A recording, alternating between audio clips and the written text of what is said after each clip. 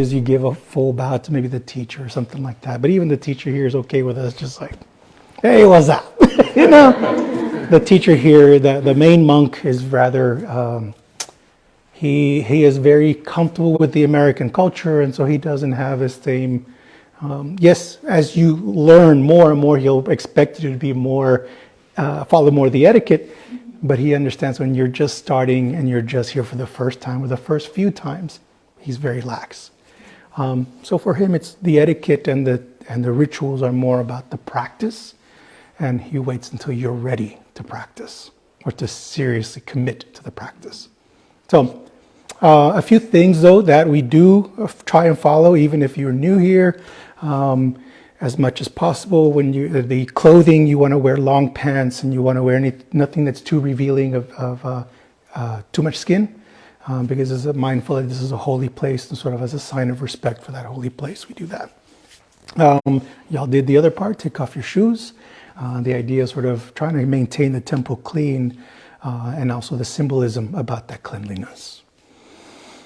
Good, so we have a lot of new people, and so that's fantastic. Welcome to all of you here for the first time. This is the Buddhism 101 class.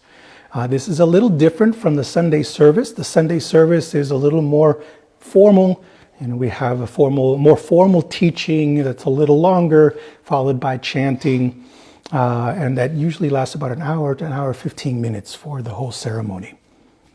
But then for the Buddhism 101, the idea is let's create a space that's not so ritualized, that's a little more laid back, and a little more focused on the basics of Buddhism. And so that's what we try to focus on. What are the basic teachings of Buddhism? And the hope is that you will find it, that it fits for you, or that it doesn't fit for you. And if it fits for you, you'll slowly, be drawn to the practice and will commit more and more. And if it's not for you, that's an important also answer to have, because this is not the path for you, and you go on to find what your next path is. So welcome all of you. Let me give you overall what we do for the service. So the first part is giving instructions, which is what we're doing now. Then we'll do meditation. And we usually do a short 10-minute meditation. For the meditation, if you have your own practice of meditation, feel free to do that for the next 10 minutes.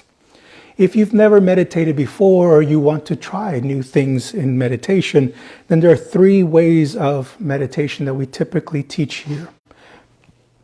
One, and probably the oldest practice, is to simply focus on the breath. Focus on how it feels to breathe, the sensations of breathing.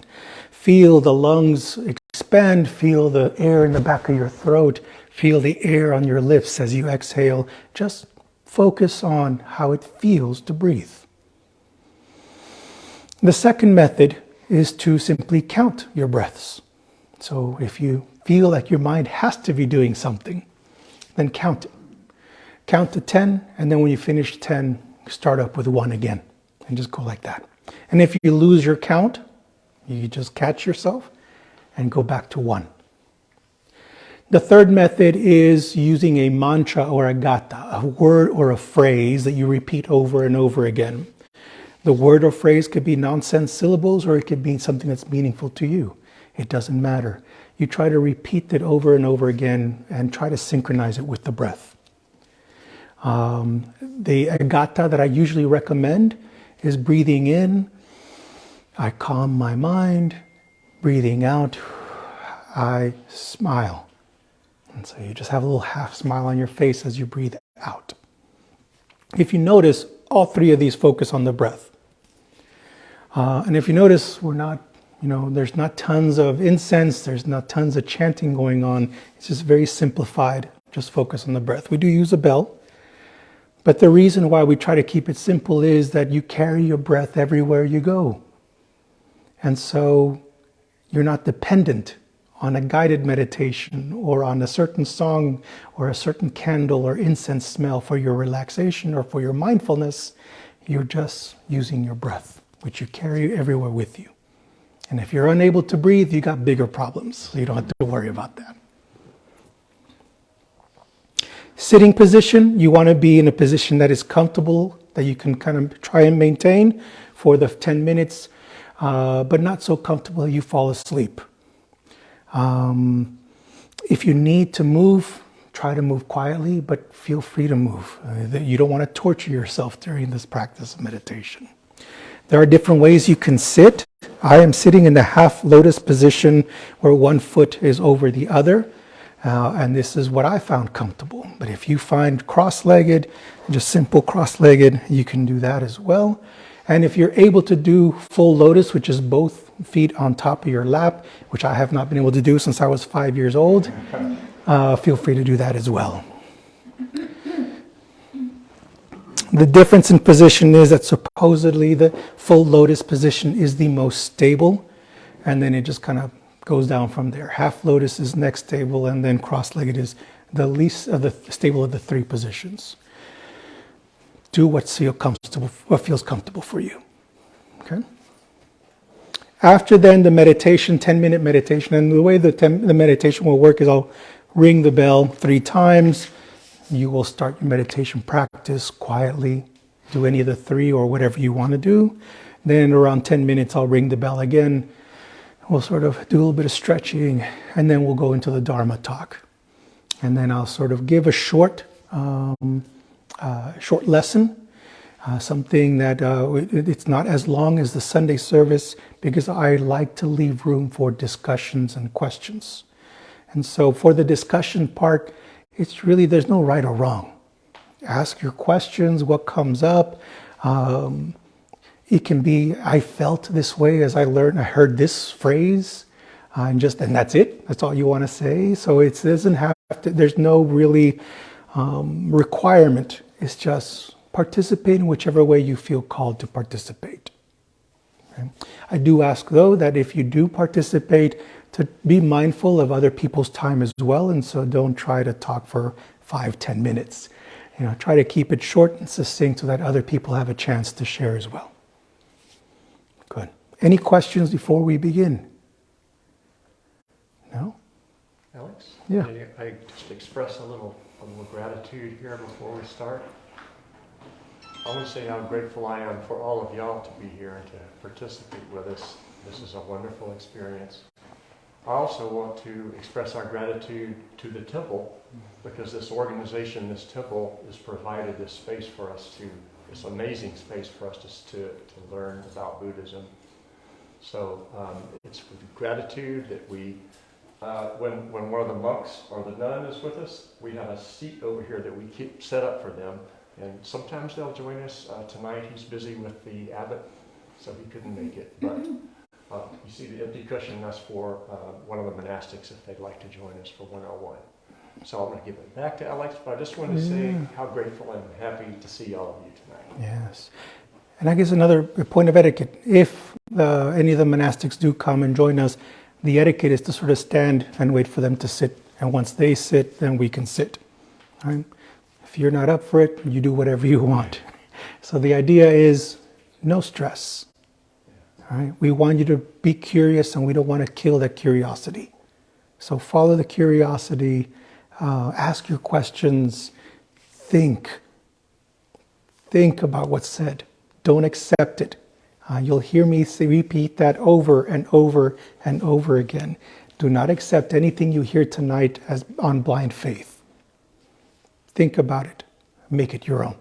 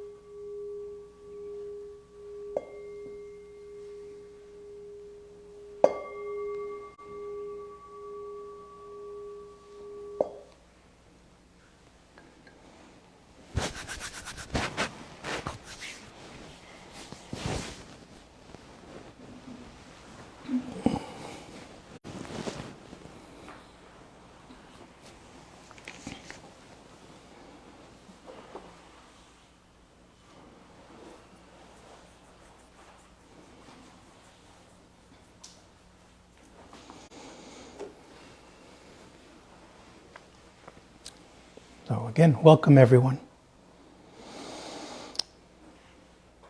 Near the latter half of last year, I started giving a talk on the Four Noble Truths. The Four Noble Truths are starting with the first one. In life, there is suffering. Not that life is suffering, just that in life there is suffering. And it's just a statement of fact. We can see just in our own observations that before even human existence before there was human existence, the universe would glom together, be stable temporarily, and then separate and fall apart before it glom together again, a moment of stability, and then fall apart again. And it's very similar to what happens in our own life, because we are a manifestation of this universe. And so we glom together to things, that's attachment. We have moments of temporary stability, so that's impermanence, and then it falls apart. All right? Or we have aversion. We disconnect purposely, or try to disconnect. And in that struggle to attach, to hold on to, or to push away, we create suffering. We participate in the fabric of suffering in the universe. So that was the first noble truth. There is suffering in this life. The second noble truth was the cause of suffering. And for the Buddha, he said that the causes of suffering were desire and ignorance, and that our wants, our reachings, our longings were a source of our suffering. And our ignorance of the reality of the universe, of the reality of our lives, was another source of suffering. An exercise that I recommended at the time that I gave the talk was, whenever you are suffering, ask yourself, what is it that I desire? And evaluate whether that desire is noble or not. And oftentimes you find that there may be a mix. And so you're able to sort of throw away the parts that's not so good, keep what is good, and all of a sudden the suffering is more bearable. The third noble truth is that there is an end to suffering. The idea, the message of hope in all these teachings, that you don't have to suffer. You don't have to put up with this. There is a way out. And that way is the Eightfold Path, the Noble Eightfold Path, which is what we will start talking about as of today. So tonight I will discuss sort of broadly what the Noble Eightfold Path is. And then every Dharma talk for the next 8 Dharma talks that I give, I will pick on one of the Noble Truths for the Eightfold Path and discuss just that one for a little bit. I will try as much as possible to sort of pick out a practical aspect of each of those paths in the Noble Eightfold Path, so that you can have something to practice in the time between our meetings. All right. So before I start talking about the Eightfold Path, I want to first a disclaimer. There is no set order to this path.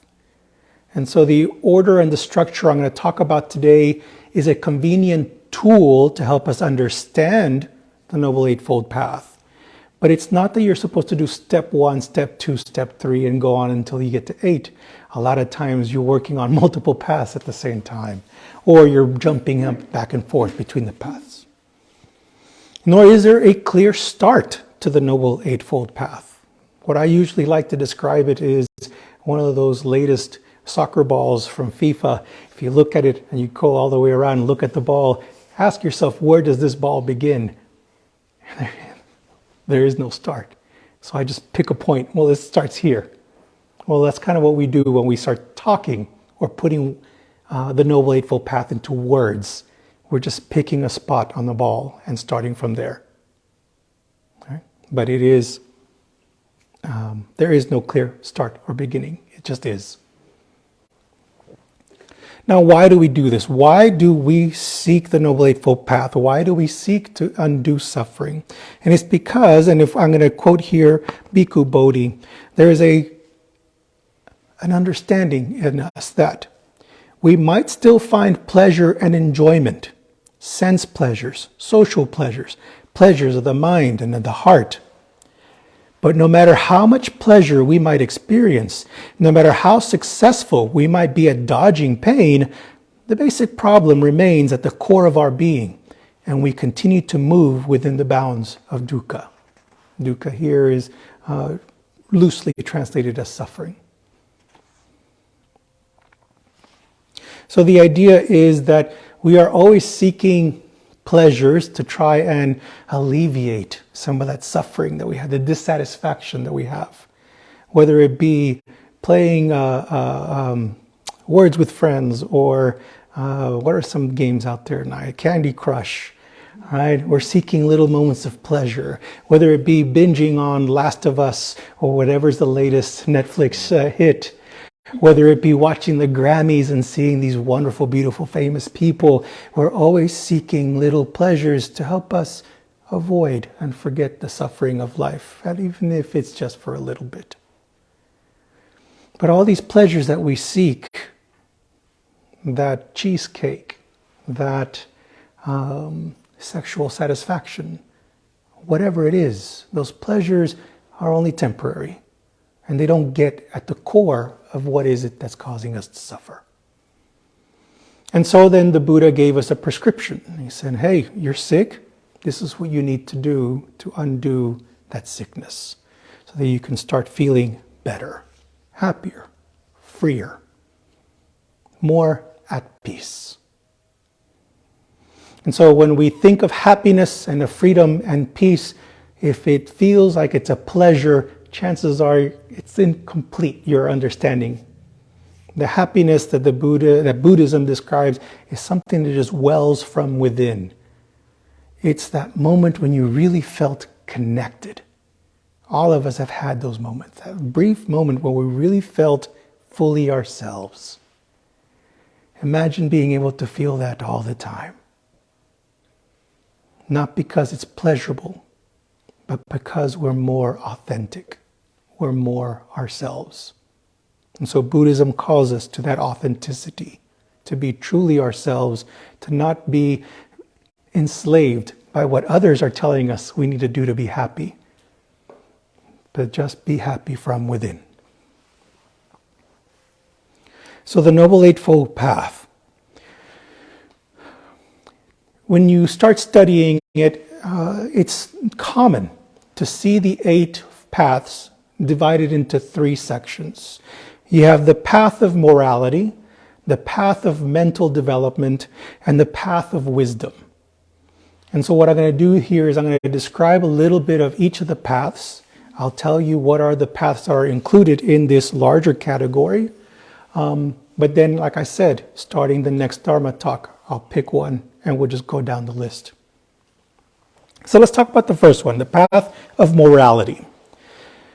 The path of morality includes right speech, right action, and right livelihood. Now, anytime you hear me use the word right in this Dharma talk, it's not right in the sense of the opposite of wrong. It doesn't have that judgment connotation in the original language. Right is here in terms of like true, most efficient, most on target, most noble. So that's what right means. It's like, oh yeah, it's just right there. It's balance. And so what the Buddha will describe is sort of this is what it would look like if you did it perfectly.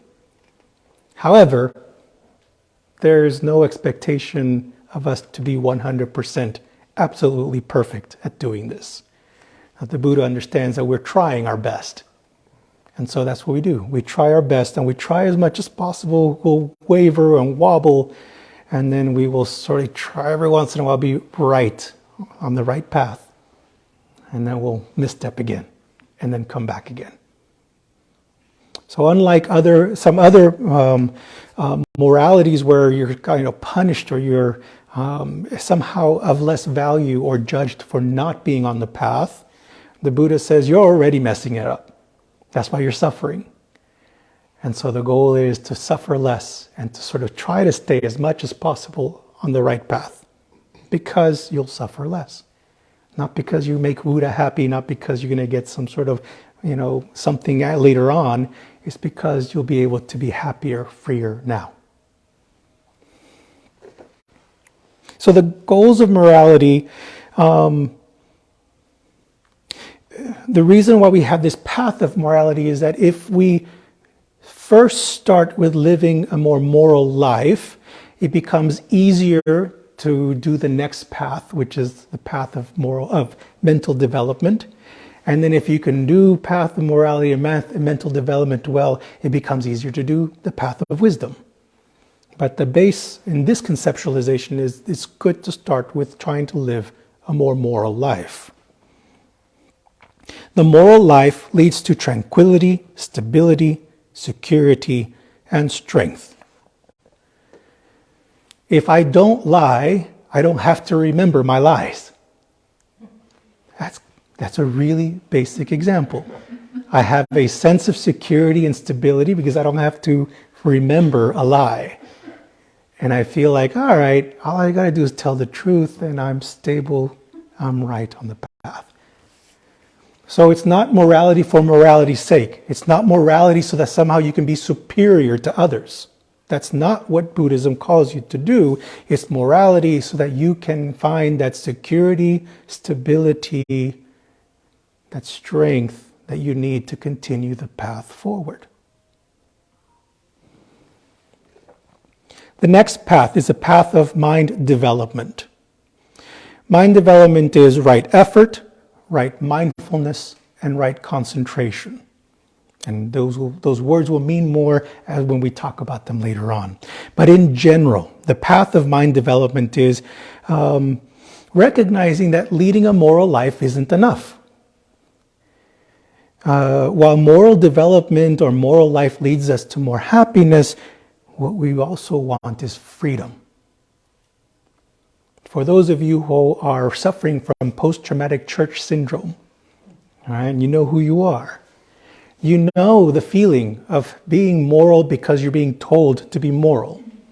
You know the feeling of fearing that you are somehow going to be punished or somehow be impure if you are not moral. You are not free. But when you choose to freely live a moral life, it becomes easier then to develop the mental faculties that are necessary for wisdom and for happiness and for freedom.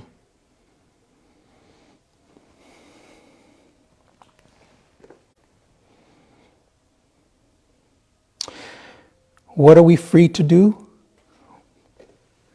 The freedom is the freedom to see the world, the universe, ourselves as it truly is. The freedom to see the world as it truly is. I'll give you a simple example of when we don't do that. I should be 20 pounds lighter. We create in our mind this should, this fantasy, this world that I should be 20 pounds lighter. But the reality is, I'm not. So I'm living in this fantasy world of I shoulds, and I suffer because somehow I'm not meeting the expectations. And somehow I wish I had a magic wand or a magic time machine that would get me to 20 pounds lighter. And so because our fantasy, our thoughts do not match the reality, we suffer. But what if instead we say, I want to be 20 pounds lighter? All of a sudden now that's more possible. I can't go back in time to when I was in high school and be 20 pounds lighter. I don't have a magic wand to just make me 20 pounds lighter. But if I want to be 20 pounds lighter, now there's something I can do about it. There are steps I can take to try and achieve that. I have moved my mind from this fantasy world stuck on some world or universe that does not exist, where I'm 20 pounds lighter right now, and I've moved into the real world where I am heavy and I want to be 20 pounds lighter. Right? And we can go even further. Why do you want to be 20 pounds lighter? I want to look like Beyonce. I want to look like Arnold Schwarzenegger. I want to look like whatever. Again, start drifting into the realm of fantasy. And so freedom is freedom from those expectations and freedom to just say, I want to be me. I want to be a healthier version of me. Because if I'm healthier, I'm able to learn better, be happier, suffer less, blah, blah, blah. So the idea here of mental development is that we want to try and see how do we engage in these fantasies and come back to reality and see the world, the universe, ourselves as we really are.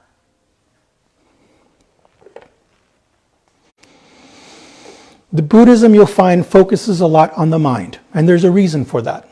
The Buddha believed that everything that we experience relies on the mind. I have no way of proving you're here in front of me. All I can say is that my senses, my eyes, my ears, are telling me that there are people here. But I have no way of knowing if I'm attached to the matrix and some computer is feeding this into my brain. And so I'm stuck with my mind. And everything I got to do needs to start with my mind. Because that's how I experience the world around me. And that's why then we focus on trying to develop the mind and develop that. Now, I wanted to share some quotes again about why we focus on the mind. This is an anonymous quote more than 1,000 years old. I found it was difficult to change the world, so I tried to change my nation.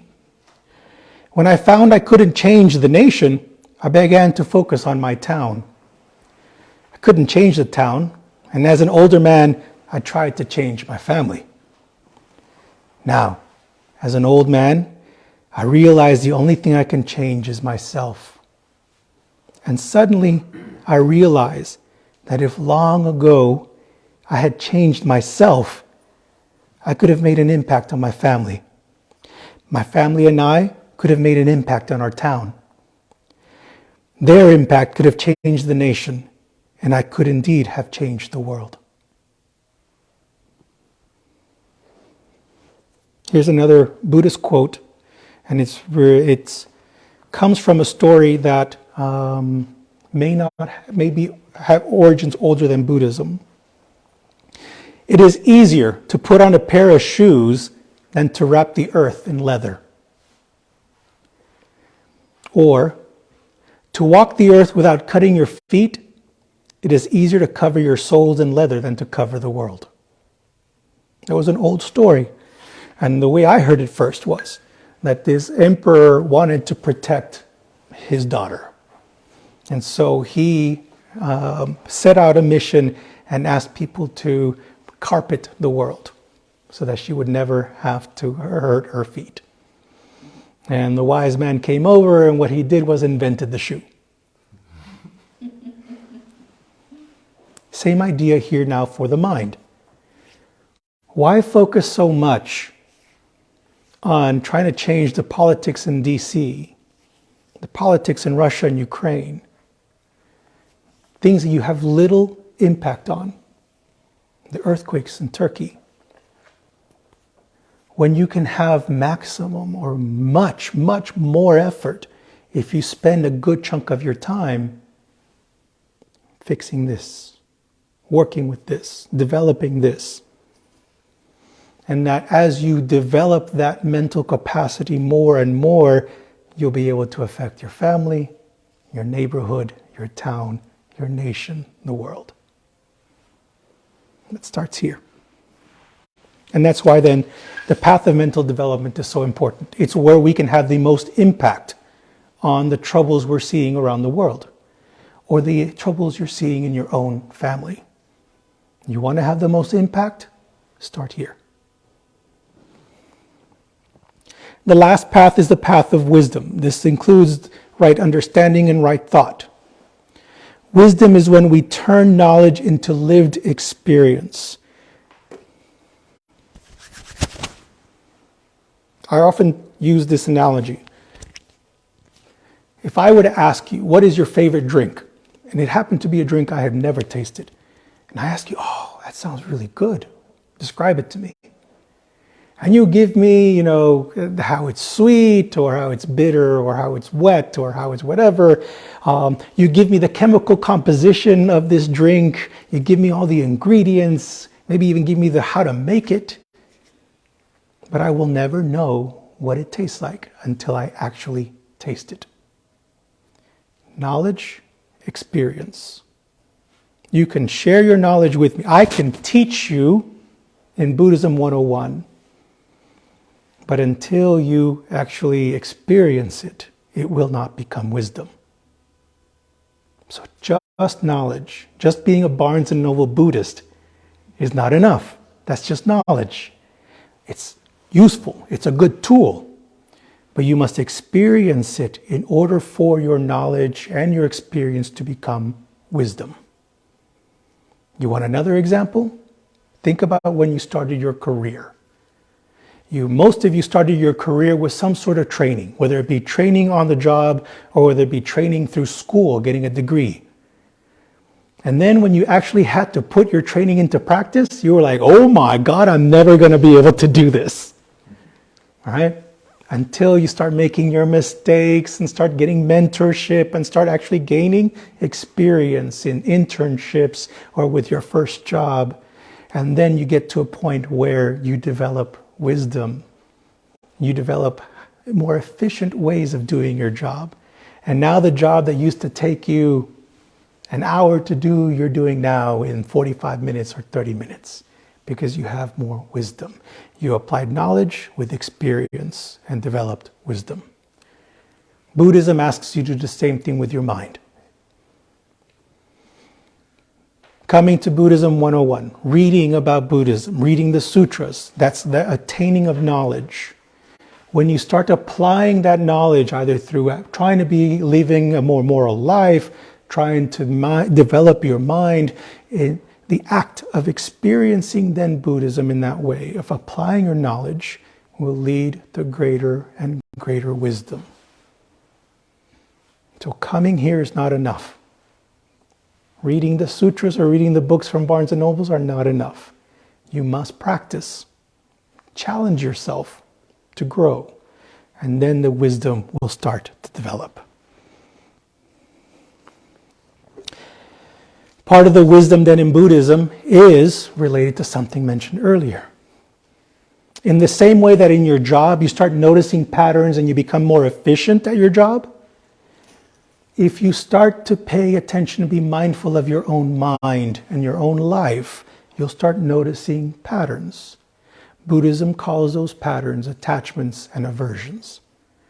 And if you're able to acknowledge and work with your attachment and aversions, you will experience diminished suffering, increased freedom, and overall a sense of peace that is hard to disturb.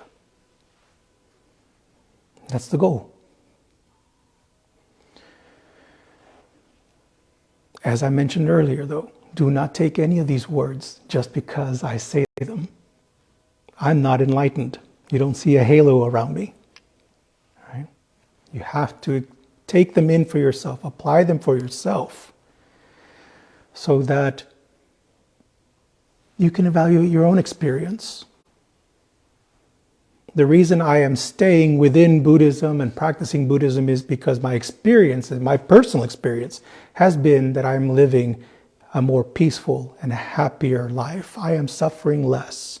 And because the proof is in the pudding, I choose to stay committed to Buddhism. That's why I continue. And so, what is going to help you? What is the experiences that will tell you which way to go? How will you suffer less and experience more happiness? I invite you to give these next 8 Dharma talks a chance. Try them out for yourself and see if you notice less suffering, greater freedom, and more joy. Thank you very much. So we have about 20-ish minutes. And so I want to just open it up to any discussions, thoughts, questions, insights. As Master Thich Quang Tri says, any emotional outbursts. Share what you feel like you would like to share. Now open it up.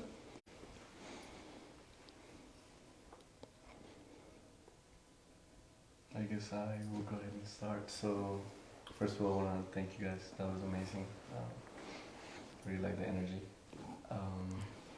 My question is, whenever you say the practice through Buddhism, how much of it is actual like meditation? So, how much of the work in this is through meditation? Good question. I can give you an answer, but not the answer. Right. So an answer to that question is meditation is a tool. It is a way of developing increased focus. And when you develop that focus, it becomes like a light that you can then shine on the darkness of your own ignorance. And that becomes mindfulness. So meditation is not the end goal. Meditation is simply a development of a tool of focus and self-awareness that leads to mindfulness, and that mindfulness leads to more awareness of the patterns in your life, the unhealthy patterns and the healthy patterns, and that is the practice of Buddhism, just being aware. It's like bringing the meditation into your life. Yeah. So it's, if you want to use meditation to relax, hey, that's a valid use of meditation.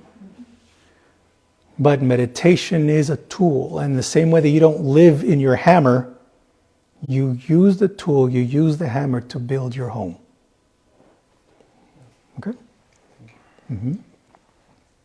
I have a question for either of y'all if you've experienced this. Lately, a lot of things have been coming up for me that have been surfacing that I thought I had already let go of. Things that I thought that had already been healed. But they're surfacing in a way that I had never seen before, like from a different perspective, like a different vantage point. And I have been experiencing so much physical anxiety lately, like where my heart is racing, and it's like I haven't experienced this in years. And naturally, like I just want to run away from that feeling. Mm-hmm. But I'm trying to sit with it, but at the same time, like I have these expectations, like I should have gotten rid of this already, and I'm trying to accept it for what it is. Do you have any suggestions as to what to do when those type of agitated feelings arise and you can't seem to release it the way that you have in the past? So, one, I don't know enough to give you the answer. Okay. All right. So things to keep mindful of. One, the biggie for me that stood out, your expectation that I should have been done with this. Mm-hmm. That's the fantasy I was talking about earlier. It doesn't match reality. And so because you have this expectation, I should have been done with this work earlier, you're living in a fantasy world that doesn't match reality, and that mismatch creates the anxiety. So, in the same way that the saying goes, face your demons. And sort of acknowledging, hey, I didn't finish these. I want to be done with this. And so now it's not something that should have happened already. It is a goal to attain. And it's an acceptance that you're not there. Otherwise, it wouldn't have resurfaced. From my own life, every time I think back to moments that create, for me, the emotion that I think I feel averse to is embarrassment. I am not one who embarrasses easily. But when I do feel embarrassed, it's pretty intense. And it's something that I always feel like always comes up. Boy, did I mess up. And I feel shame and embarrassment. And I learned that when I have those intense feelings, any intense feeling, it's a flag saying, hey, there's something here to learn.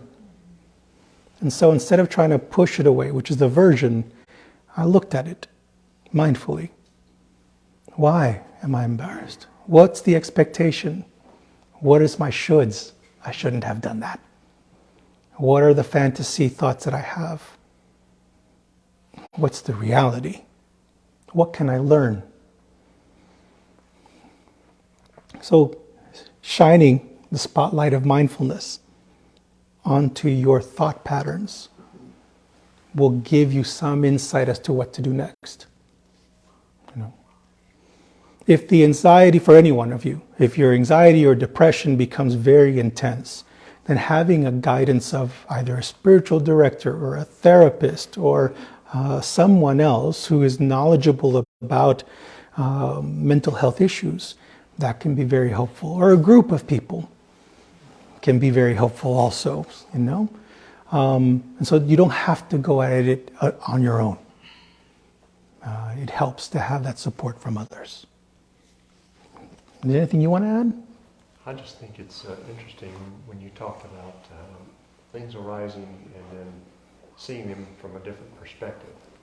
I think that shows that you're doing the mental work. Yeah. Because otherwise they present exactly the same way. You have exactly the same feelings. Yes. What this means is there's something perhaps that I should deal with, or something in my mind. And Oh, she's ready to deal with something she wasn't ready for before. And so sometimes things will pop up again because you weren't ready to deal with it back then, but you're a different person now. And so it's time. Can I offer a metaphor marathon? You know, like you did the swimming and now you're doing the running, which sucks. You're biking and you've already flipped over on a bike before. That makes a lot of sense. Maybe like now you see somebody else going through what you went through and life has changed and things don't work the same way that they used to. Yeah. Thank you.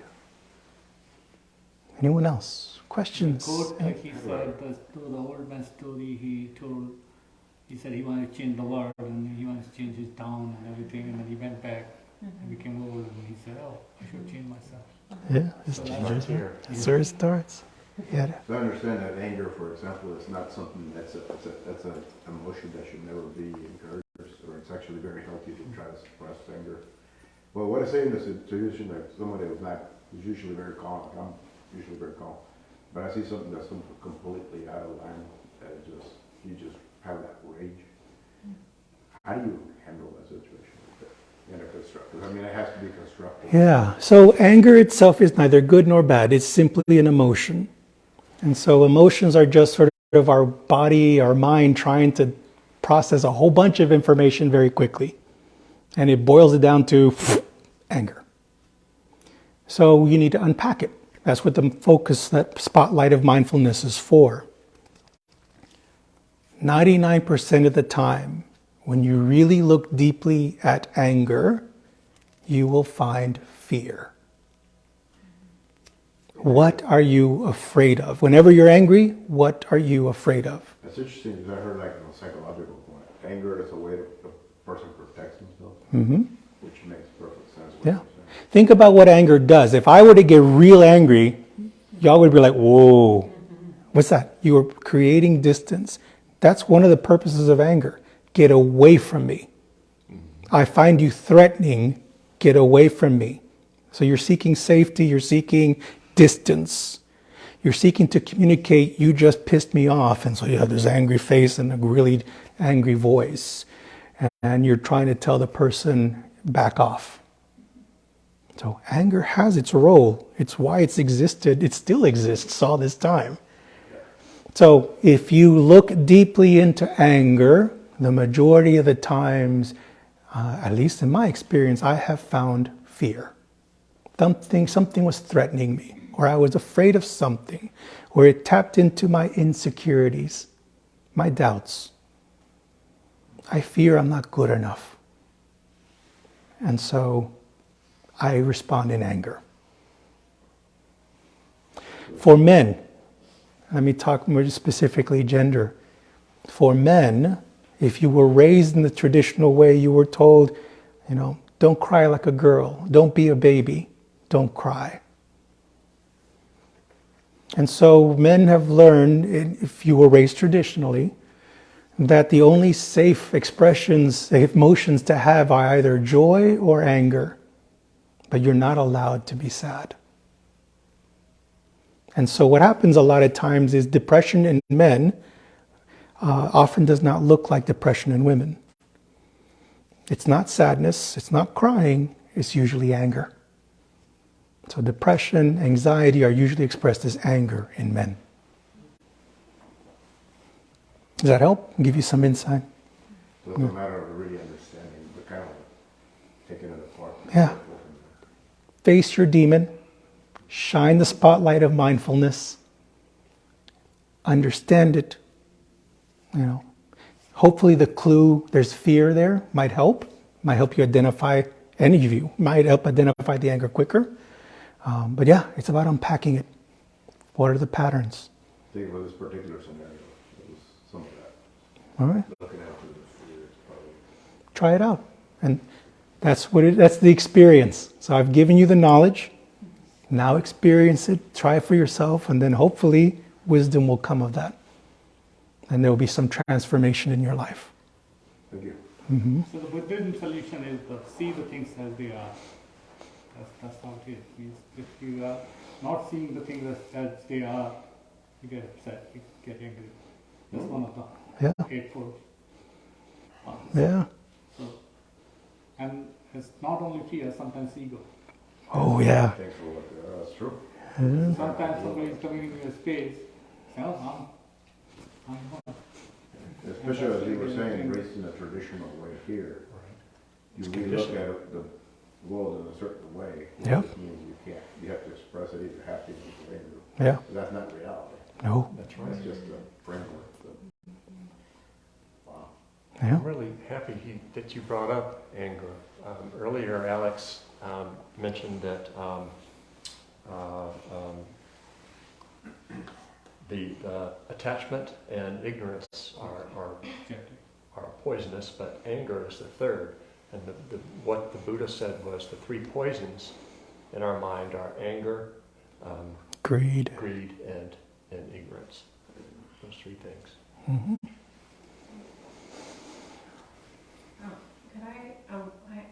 Someone said something to me that was pretty like master level negging that I wanted some help to undo.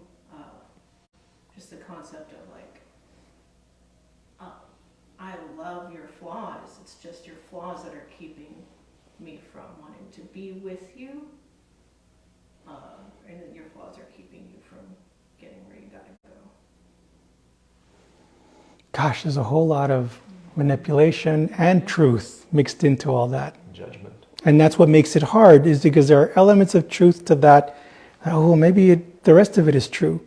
Yeah. But then there's elements of judgment and manipulation that aren't necessarily true. I don't know you, so I don't know. My reaction was to shut down and be like, okay, wow, this is not a person for me. And that was a masterful level manipulation that I do not know how to deal with. So if you can create distance, create distance. If you can only create distance temporarily because it's a family member and you have to see them, then you create those temporary moments of distance. And in those temporary moments of distance, when you're not being burned by the negativity, you ask yourself, what is the reality?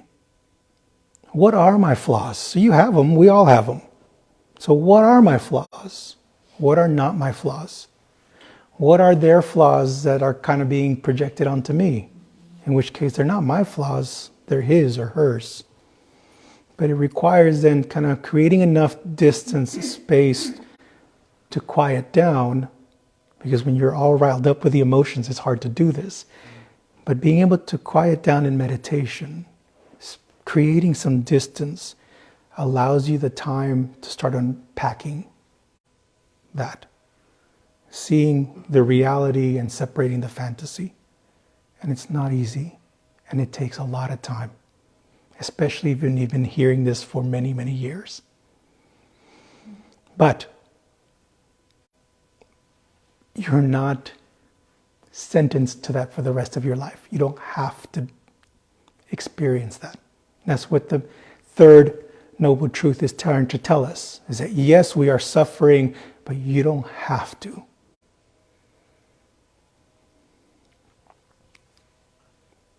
Again, I don't know all the details. But in general, I hope that gives you some ideas of what to try next. Thank you. You're welcome. I have three things, but I think the third one we're gonna Okay. for him, at some point I was waking up with fear, and of course we know fear and resentment, anger. It's just imaginary. It's we all creating that. So what I did one time, I said, you know what? This is not real. So within my dream, I don't know how, I said, you know what? Get out of here. You don't exist. This is not me because I'm the son of God. I'm the child of God. And I mean, what can go wrong? So fear not, because He's always with me.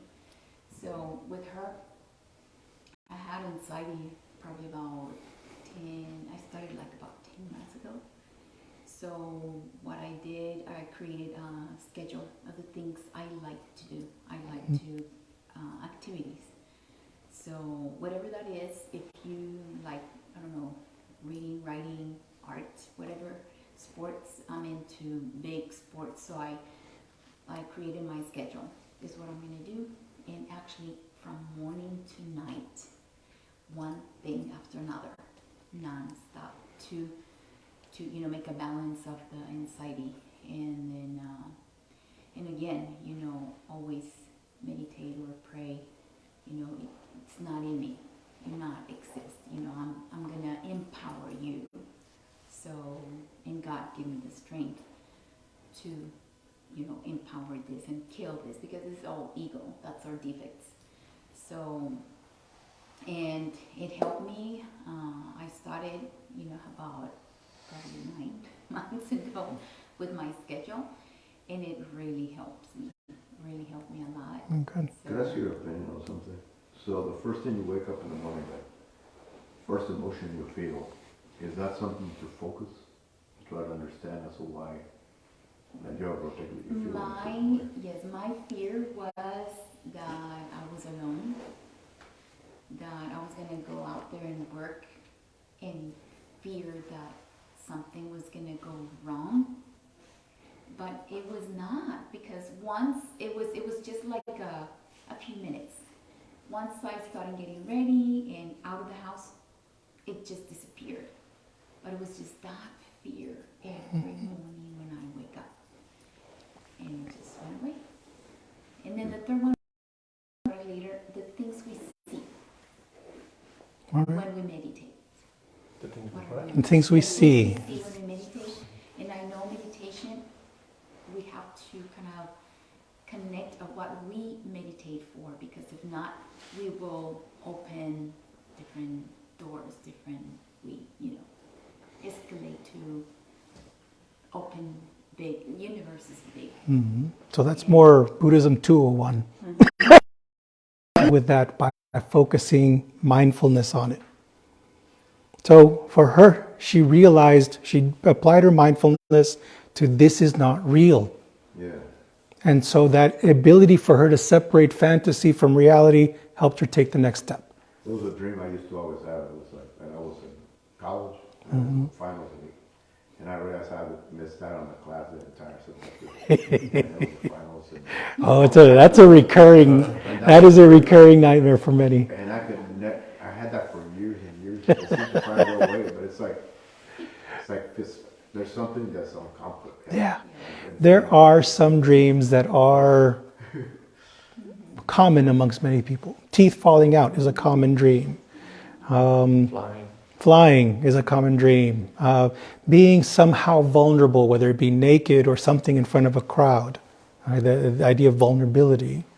But we've run out of time, so I can't go there yet. So maybe in the future we can talk some more about dreams or stuff like that. And I'm sorry we ran out of time.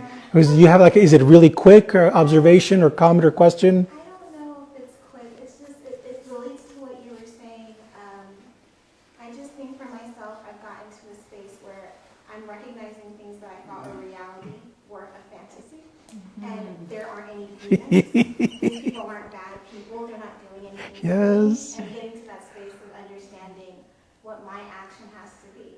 But at that same point, because it related to what you were saying, was like my question is, in that process, I feel a lot of grief and I feel a lot of guilt as well, because I'm recognizing that that person's not an evil person. This person's, I play a part, just like the older man, realizing if instead of looking at outside of these shoulds and all of this stuff, and I was more responsible about what I'm doing and how I'm interacting with the world and how I'm giving grace to other people, then my existence would be different. And that's like a lot of grief that I feel like I'm just figuring out how am I supposed to get to the next. I'm so glad you spoke up. And so I'm glad that I didn't, that I gave you the limelight. This is what the next few Dharma talks is about.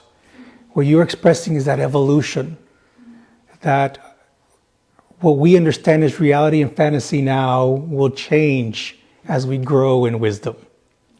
And so you grew in wisdom and you recognized that your old way of thinking was not real. And so now you're next to the next phase. And guess what? Another 2-3 years from now, this way of thinking is going to be wrong and you're off to your next reality. And that applies to all of us. And that's the unfolding of the enlightenment. There are some traditions of Buddhism where enlightenment happens like that, in a snap. All right? But for the majority of us, we're not going to become enlightened just like that. If you do, fantastic, please start teaching me. But until one of us here becomes a Buddha, we're stuck kind of fumbling forward. Sometimes fumbling backwards, sometimes fumbling sideways. But we're fumbling. And that's why I always say, don't take my words for gospel truth, because if I knew all the answers, I'd have a nice glowing halo about me. But I'm fumbling with you. And maybe I have fumbled a little more, and so I'm able to then share how I fumbled, and hopefully that gives you some insight. But part of the Sangha, the community of practitioners, which is what you are a part of right now, is we're fumbling through this together. We're evolving, we're changing. Our sense of what is real now, as our fellow member here mentioned, will change. Our definition of reality will change as we grow, as we evolve. And that's good. If you're stuck with the same definition of reality year in and year out, you're not growing. Right? So, I hope you choose to fumble forward with me in these next few Dharma talks as we talk about the next 8 paths. The way Buddhism 101, the way we're structured it is, we have the first Tuesday of every month, we'll have a Dharma talk like this. Then the third Tuesday of every month, we'll have a parable or story that then Leon will read to us and we'll discuss together. Typically, that story or parable will be somehow related to the Dharma talk. And then when the next first Tuesday rolls around, we have the next Dharma talk. So the next Dharma talk on the next path, I haven't chosen which one it'll be from the pathway of morality, since that's the first one. So it will be either right speech, right action, or right livelihood. I'll ask Alexa to decide or something like that. I don't know. But I invite you to sort of join us, continue then this practice, continue experimenting with what you're learning so that you can then apply that experience to grow in your wisdom. And we can all continue to fumble together forward. All right? I know I learned so much from all of you Yes. when you're talking and expressing your ideas. It's Yes. wonderful. Great. So let's get into position. Let us share the merit, and then we'll ring out. May any merit we have accrued by sharing the Dharma here tonight bring us and others happiness, health, safety, and peace.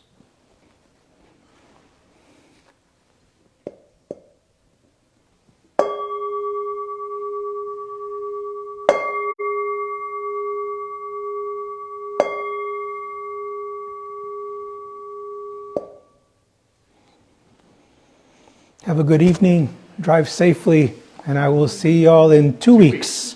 Or this Sunday if y'all decide to come to the Sunday service, which starts at 12:30. One other thing, I almost forgot. One of our other activities at the temple is our Saturday meditation class that the junior monk, he's going to start that up again. This Saturday or This when? coming Saturday will be his first one. So the Buddhism 101 is on the first and the third Tuesday. The meditation class is on the second and fourth Saturday. What time on? 10 o'clock. 10 o'clock? 10 o'clock Saturday, yeah. So And that it's every is, 2 weeks. As so well. that one's dedicated just to sort of learning about meditation itself. That's right. And so it's an awesome class, and he's very knowledgeable, so I encourage you to come. How long is it? About an hour. Yeah. Yeah, it's about an hour. All right. Take care, everyone. Thank you all for coming. Yeah. Thank